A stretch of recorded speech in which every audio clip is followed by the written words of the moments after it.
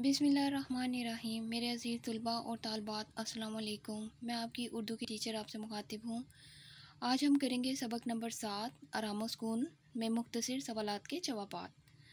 सवाल, रोज़ाना आराम सुकून न किया जाए तो इसका क्या नतीजा निकलता है? जवाब, रोज़ाना आराम सुकून न किया जाए तो इंसान थकावट की वजह से बीमार पड़ जाता है और ये बीमारी नहायत संजीदा हद तक शिद्दत भी इख्तियार कर सकती है।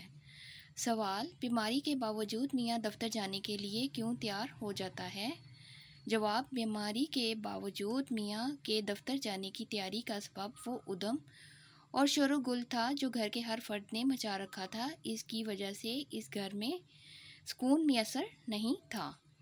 सवाल, इस ड्रामे से हमें क्या सबक मिलता है?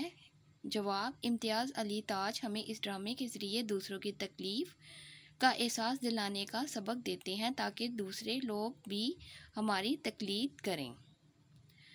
सवाल, शोर की आलूदगी से सेहत पर क्या असर पड़ता है? जवाब, मुसलसल शोर के सबब इंसान की क़ुव्वत समात बुरी तरह मुतासिर होती है और वो बहरा भी हो सकता है।